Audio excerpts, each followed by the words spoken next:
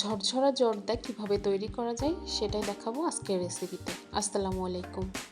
অনেকেই জর্দা তৈরি করতে গেলে নরম হয়ে যায়, ঝরঝরা হয় না। আজকের রেসিপি তাদের জন্য। প্রথমে আমি এখানে 1 কাপ পোলাওয়ের চাল নিয়েছি। পানি দিয়ে ভালোভাবে ধুয়ে নিচ্ছি। খুব ভালোভাবে চালটা পরিষ্কার করে নিতে হবে।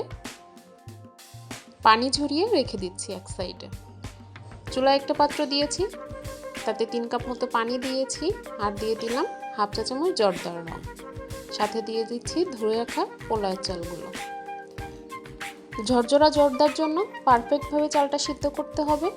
চালটা যদি পারফেক্টভাবে সিদ্ধ হয় তাহলেই পোলাওটা ঝরঝরা হবেই। পোলাও চালটা আমি 50% মতো সিদ্ধ করে নিয়েছি। এর বেশি সিদ্ধ করা যাবে না, তাহলে কিন্তু ঝরঝরা হবে না। একটি ছাঁকনির সাহায্যে আমি পানি ঝরিয়ে রাখছি। এখন অন্য একটা পাত্রে আমি হাফ কাপ চিনি দিয়েছি। আপনারা চাইলে কম বেশি করে দিতে পারেন। সাথে দিয়েছি হাফ কাপ পানি, 2 টুকরা দারচিনি, 2 টুকরা তেজপাতা আর কয়েকটা এলাচ। চিনিটা গলিয়ে একটা শিরা তৈরি করে নিচ্ছি। তারপর সিদ্ধ করে রাখা পোলাও চালগুলো দিয়ে দিচ্ছি শিরার মধ্যে।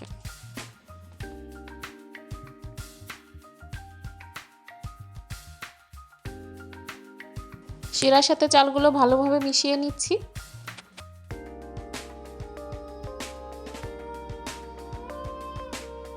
তারপর দিয়ে দিচ্ছি এখানে 2 রকম বাদাম আর কিশমিশ। কাজু বাদাম দিয়েছি, কাঠবাদাম দিয়েছি আর 2 টেবিল চা চামচ ঘি। ঘিটা অবশ্যই ব্যবহার করার চেষ্টা করবেন, তাহলে খুব সুন্দর একটা ফ্লেভার আসে। ঘিটা চাইলে পানির মধ্যেও দিয়ে দেওয়া যেত, সে প্রথমেই শিরার মধ্যেই। খুব ভালোভাবে মিশিয়ে নিচ্ছি।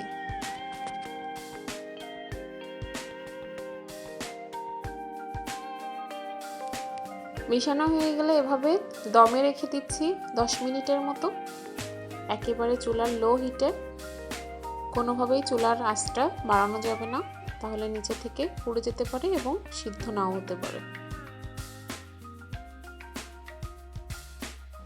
আমার জর্দা রান্নাটা প্রায় শেষ, দেখেই বোঝা যাচ্ছে কতটা ঝরঝরে হয়েছে। একটা চালের সাথে আরেকটা চাল একেবারেই লাগেনি। ঠান্ডা হলে আরও অনেকটা ঝরঝরা হয়ে যাবে। এখন একটা ট্রেতে পরিবেশন করে নিচ্ছি।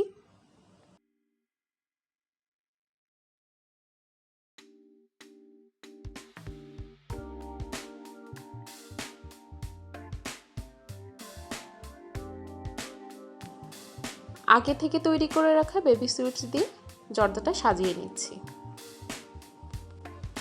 আমার চ্যানেলে বেবি সুইটসের রেসিপিটা আছে, চাইলে দেখে নিতে পারেন। একটু সুন্দর ডেকোরেশনের জন্য ছড়িয়ে দিচ্ছি উপর থেকে কাঠবাদাম আর কাজু বাদাম কুচি কুচি করে কেটে রাখা ছিল সেটা।